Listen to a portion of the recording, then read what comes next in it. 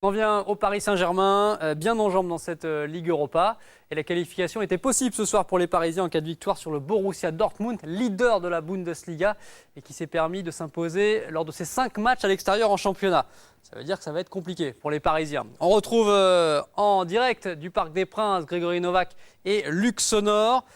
Messieurs, c'est bien plus qu'un test avant le grand choc face à Marseille dimanche. C'est un vrai grand rendez-vous européen qui attendait les Parisiens.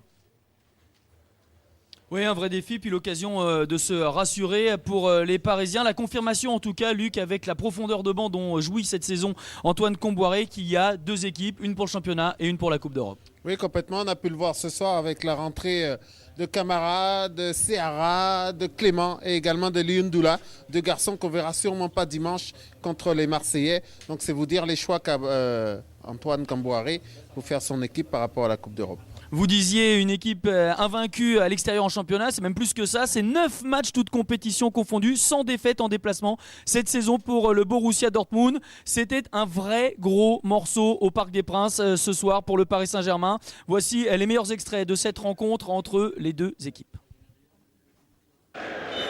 Pas d'erreur, c'est bien au Parc des Princes qu'a lieu ce Paris Saint-Germain à Dortmund, même si les 6000 spectateurs et fans du Borussia ont investi le Parc des Princes et ce sont eux qui donnent de la voix dans ces premières secondes. En tout cas, il n'y a pas d'inquiétude sur le banc parisien, c'est décontracté, le sourire de ceux qui, eux, peuvent se concentrer sur PSG Marseille ce week-end. Néné talonnade Tiennet rapidement sur Erding. Néné qui temporise, s'appuie sur Sessegnon, il y a du monde à droite, c'est vu, ce sera Seara. Servi par Stéphane Sessegnon, le centre du Brésilien au poteau, la tête d'Erding au-dessus. La première grosse occasion de cette partie pour Mevlut Erding et toujours des problèmes de réussite devant le but pour les attaquants parisiens. Ah, c'est assez incroyable parce que c'est un caviar qui lui met Seara. Camara, Sessegnon, Erding avec Néné. Conserve cette balle, il attend Tiennet, il se remet sur son pied gauche, ça revient pour le Liondoula, Erding dans la surface, Erding sur son pied gauche, la frappe, c'est à côté, c'est encore une occasion pour le Paris Saint-Germain, toujours exposé au contre du Borussia Dortmund, mais qui est quand même pour le moment dominateur sur sa pelouse. C'est vrai qu'il n'a pas beaucoup de place pour la mettre, Erding, il est vraiment excentré, il essaye de jouer petit côté, mais le gardien bouge bien l'angle.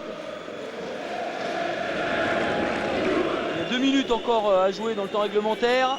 Les Parisiens qui essayent de presser justement, qui se découvrent un petit peu. Et Kagawa va en profiter, il a du monde à droite pour s'appuyer. Ce sera Piszczek, le centre en première, attention, et c'est capté. En 2 temps, ça a failli être chaud pour Edel, mais très bon réflexe du gardien parisien. Oui, parce que le problème de Paris, c'est qu'il faut qu'ils pressent ensemble. Et les Parisiens qui s'est précipité, Néné.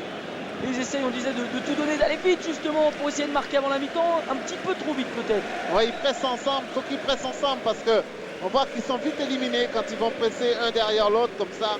Et ça donne des situations de ce genre. Götze, et attention parce qu'en cette fin de première mi-temps, tout peut arriver d'un côté comme de l'autre. La frappe à suivre au-dessus du cadre d'Edel. C'est Saïn qui vient de prendre sa chance, n'était pas cadré. Mais c'est très très chaud cette fin de première période. Ça aussi, n'oublions pas que la frappe, c'est la qualité première des Allemands. Pour cette frappe, alors qu'on voit tout à l'heure le ballon relâché par Edel. Et qui reste vigilant pour le reprendre, ce ballon. Gros dégagement d'Edel, long dégagement d'Edel.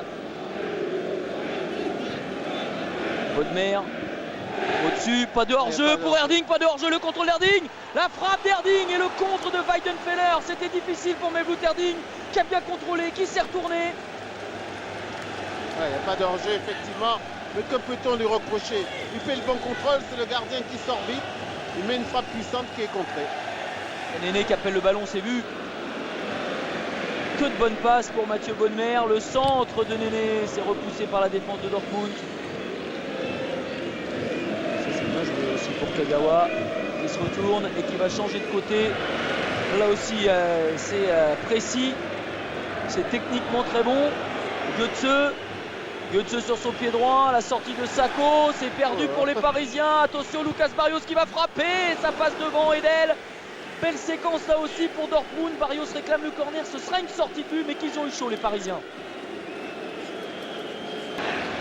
Allez, de larges espaces qui sont en train de s'ouvrir avec Néné, la déviation pour Erding qui emmène ce ballon, c'est passé pour Mesut Erding face à Weidenfeller et encore le gardien du Borussia Dortmund qui empêche Erding de retrouver le chemin des filets. La rage, le désespoir se lise sur le visage de Mesut Erding qui avait fait le plus dur. Ouais, c'est dommage parce qu'il s'arrache superbement bien. C'est vrai qu'encore une fois, le gardien va bien sortir. Il est grand, il est long et il choisit le plat du pied côté opposé. Et le gardien intervient bien. C'est dommage qu'il ne soit pas allé dribbler le gardien surtout. Moins de 20 minutes à disputer dans le temps réglementaire de cette rencontre. Paris 0, Dortmund 0. Pas un mauvais point. Et ça ne qualifie pas le Paris Saint-Germain. Ça leur enlèvera une belle épine du pied. Kagawa va frapper. La parade d'Edel. Elle était cadrée cette balle. Elle était cadrée cette balle de l'international japonais Shinji Kagawa. Ouais, il va lui ouvrir la brèche. Sako, il fait mine Kagawa d'aller à gauche qui déporte Sako. Ça lui ouvre l'angle de frappe. Heureusement qu'il y a un super Edel pour aller chercher ce ballon merveilleusement bien sur le côté. Mais il est bon ce Kagawa, sacré bon joueur. Les 5 dernières minutes sont entamées entre le Paris Saint-Germain et Dortmund. Toujours pas de but. Saïn, Kagawa, c'est un petit peu fait oublier depuis quelques minutes. Il va redonner du fil à la défense parisienne avec Götze, Lewandowski, du soutien derrière, la frappe à suivre, elle est touchée cette balle qui passe devant le but d'Edel, elle est touchée par un Parisien, dévié en corner sur cette frappe de Grosskreutz. Grosskreutz qui va arriver d'assez loin, il est frappe qui est déviée par Tiennet. Tout le monde a eu peur sur ce coup-là que ce ballon ne prenne la direction du but. Naturellement, Edel pris à contre-pied. Il faut bien les négocier, ces comptes maintenant. Il y a du monde à gauche. Il y a du monde à gauche. Guillaume Haro choisit la droite. Et bonne intervention de Schmelzer. Le long de la ligne de touche, poursuivi par Seara. Mais c'est le défenseur allemand qui parvient à donner dans l'axe. Sako battu, attention. Edel et Kagawa qui est là encore. Tout le monde se bat pour enlever ce ballon devant le but d'Edel. On réclame une faute côté allemand. Mais comme les défenseurs parisiens se sont jetés dans les pieds de Kagawa et de Lewandowski, Sako s'est fait mal. Mais l'essentiel est assuré. Dortmund n'a pas marqué. L'arbitre va prolonger. La tête de Jallet, du monde au deuxième poteau, non. C'est manqué par Stéphane Sessegnon qui s'est jeté. C'est sur cette dernière occasion que l'arbitre envoie les deux équipes au vestiaire. 0-0 entre le Paris Saint-Germain et Dortmund. C'est pas un bon résultat pour les Parisiens qui pouvaient assurer la qualification grâce à une victoire et qui vont se retrouver en difficulté dans ce groupe. Alors 0-0 pour le PSG. Grégory Novak nous dit que ce n'est pas forcément un très bon résultat. On va retrouver Grégory en direct du Parc des Princes avec Mathieu Bodmer qui a eu la gentillesse de rester auprès de nous. Bonsoir Mathieu. Alors on ne sait pas trop effectivement comment prendre ce résultat parce que Paris aurait pu s'imposer. Mais enfin on a vu que Dortmund a eu énormément d'occasions aussi. Comment vous le prenez ce 0-0 ? Je pense qu'il faut le prendre positivement. C'était un match bien ouvert, assez compliqué pour nous.